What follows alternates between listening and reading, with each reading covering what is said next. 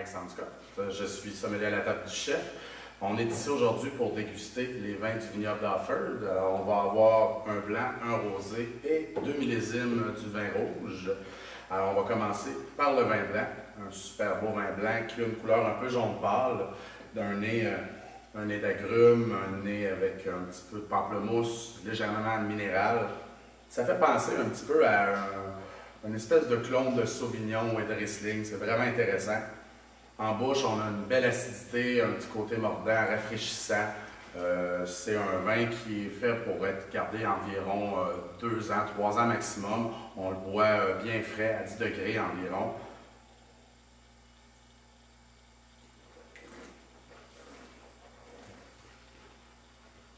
En bouche, on goûte encore le pamplemousse, les agrumes qui sont très présents, l'acidité, belle fraîcheur, c'est parfait pour l'été.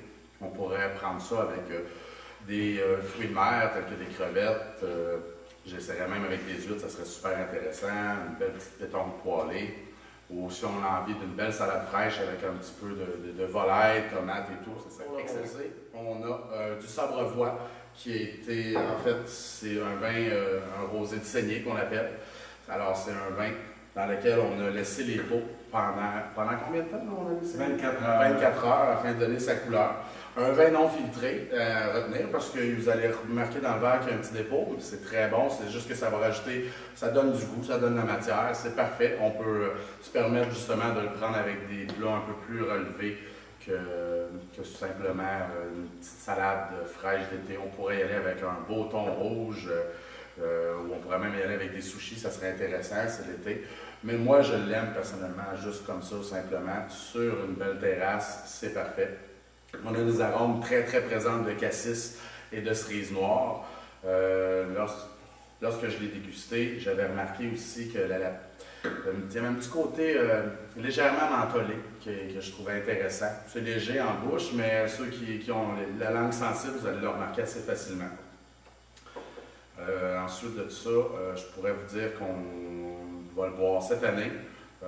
C'est pas un vin qu'on garde jusqu'à l'année prochaine, on s'en occupe, passer ça tout l'été. Et s'il nous en reste à l'automne, ben, la dernière belle journée. Ensuite de ça, on passe au vin rouge. Le vignoble, c'est l'assemblage Frontenac-Sabrevoix.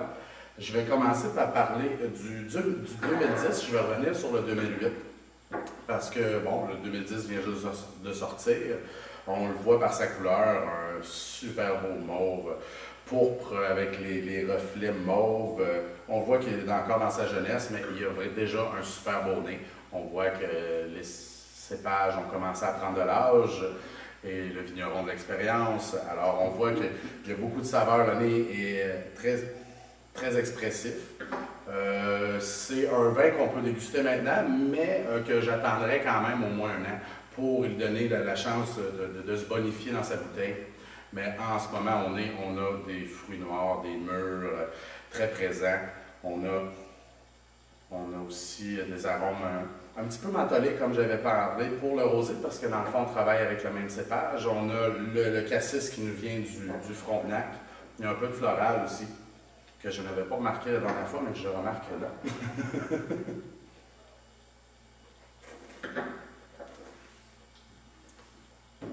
La bouche est souple, on sent qu'il y a des tanins. C'est un vin qui reste léger. On ne fera jamais de vin hyper corsé au Québec, alors il faut choisir les plats pour aller avec ça. On n'y va pas avec filet mignon ou de l'agneau, même ça peut être très agréable, mais si on veut y aller dans les règles de l'art, j'irais justement une volaille, on pourrait y aller si on prend une sauce brune, une sauce viande qu'on appelle. On pourrait y aller, j'avais dit justement, des fois j'ai des petites envies de comfort food, un bon club sandwich avec ce vin-là, moi j'adorerais. J'en ai mangé un justement hier. C'était délicieux. Mais j'ai bu mon dernier 2005, soit dit en passant. Ah oui. Oui.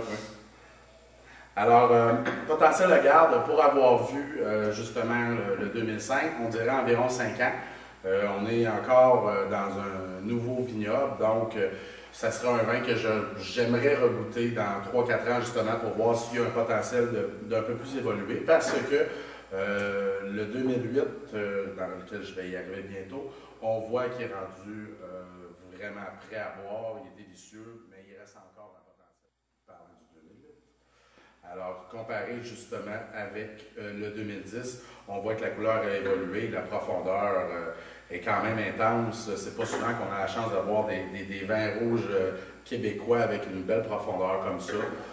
Le nez, c'est commencé à se complexifier. On retrouve les mêmes arômes, mais on dirait qu'ils sont un peu plus confiturés. On a des arômes un peu de balsamique aussi. Le petit mentholé reste, on dirait qu'il a évolué un petit peu plus. Il est un peu plus présent que sur le 2010. Alors, c'est la preuve que ça vaut la peine d'attendre une petite année pour boire le 2010.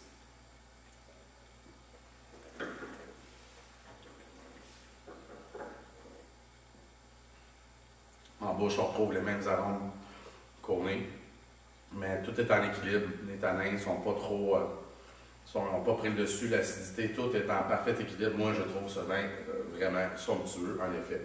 Et si vous n'en avez pas encore, c'est le temps de faire des recettes.